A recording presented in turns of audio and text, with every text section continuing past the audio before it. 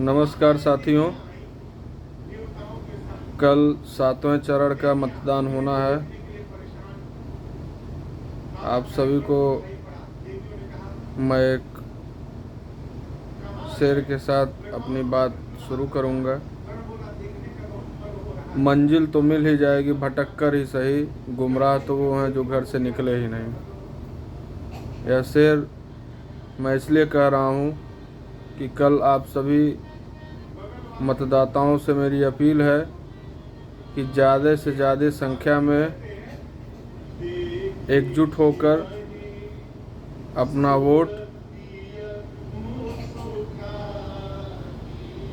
अपने इंडिया गठबंधन के प्रत्याशी को दें और भारी से भारी बहुमत के साथ विजयी बनावें, ताकि जो इंडिया गठबंधन की जो सरकार होगी वह आपके लिए बेहतर भविष्य और आपके आने वाली पीढ़ियों के लिए बेहतर कल साबित हो।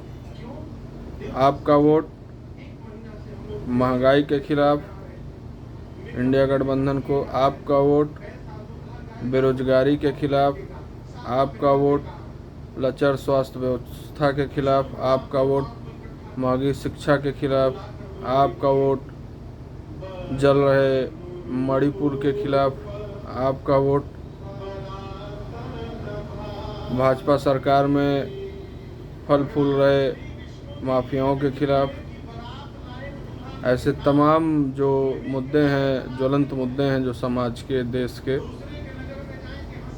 आपका वोट उन सभी समस्याओं के खिलाफ होना चाहिए। इसलिए आप सभी से अपील है कि कल आप सभी मतदाता ज़्यादा से ज़्यादा अपना मत का प्रयोग करके इस राष्ट्रीय पर्व को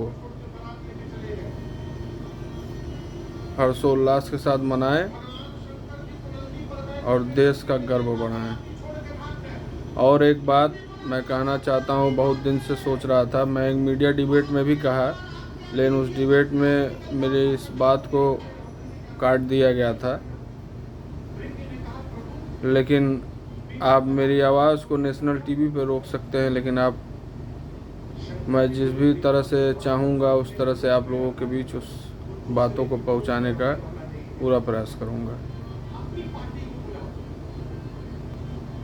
हमारे उत्तर प्रदेश के मुख्यमंत्री योगी आदित्यनाथ जी बार बार ब्राह्मणों का उपहास उड़ा रहे हैं कई माध्यमों से।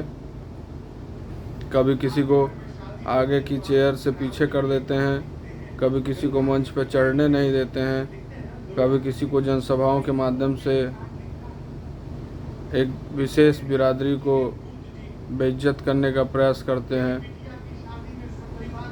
मैं उनसे पूछना चाहता हूं और एक चीज़ और बताना भी चाहता हूं कि मुझे तो लगता है वो क्षत्रिय समाज से आते ही नहीं हैं योगी आदित्यनाथ जी। ऐसा मैं इसलिए बोल रहा हूं, अगर आप क्षत्रिय समाज से आते तो क्षत्रिय समाज का जो असल ठाकुर है, जो असल क्षत्रिय है, उसका पहला कर्तव्य बनता है ब्राह्मणों को सम्मान देना, ब्राह्मणों को सर्वोपरि मानना। यह आज से नहीं, यह अनादिकाल से चला आ रहा है कि ब्राह्मण समाज सदैव सभी समाजों के लिए पूजनीय रहा है। आप और भारतीय जनता पार्टी जो यह तमगा पाई हुई है कि राम को ये लाए हैं, तो मैं उन्हीं राम की बातों को याद दिलाता हूँ।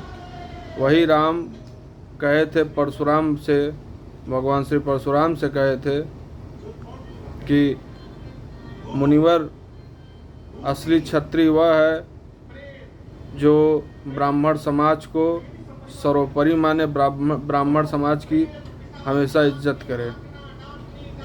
तो आप अगर उस राम के बात पे भी, उनके कहे हुए वाक्यों के आधार पर भी अगर आप चलते, तो आप जिस तरह से आजकल मंचों के माध्यम से अभद्र भाषा का प्रयोग कर रहे हैं ब्राह्मण समाज के प्रति, कभी आप अपने पार्टी के विधायक को मंच से पीछे कर दे रहे हैं, कभी आप अपने पार्टी के सांसद को मंच पर चढ़ने नहीं दे रहे हैं ब्राह्मण समाज के,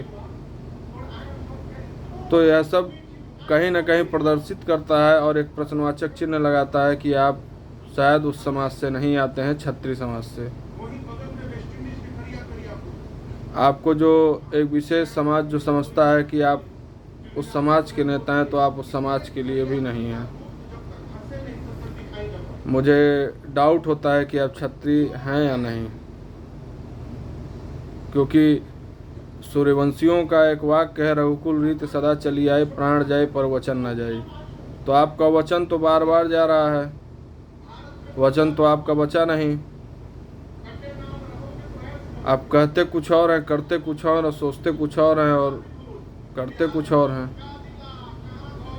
यही मैं बात भारत समाचार पे बोला था, लेकिन उस बात को मेरे काट दिया गया।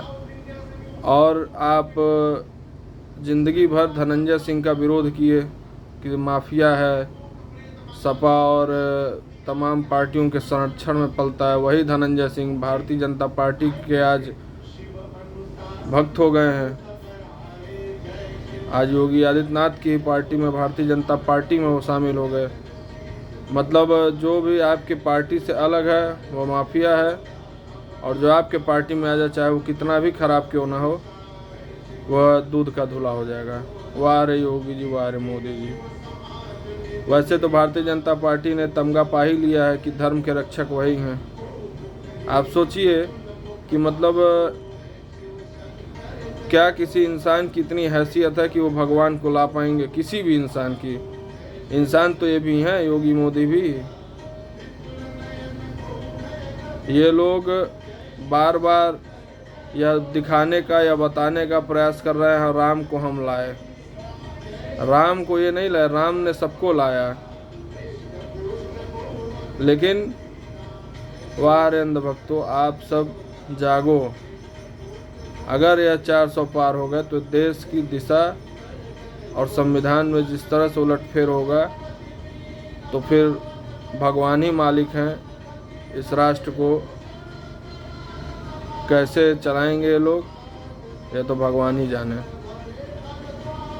तो आप सभी से पुनः मैं आग्रह करूंगा कि कल 1 जून को होने वाले मतदान में भारी से भारी संख्या में जुटकर इंडिया गठबंधन की सरकार बनाएं। इंडिया गठबंधन के प्रत्याशी को जिताने का पूरा प्रयास करें।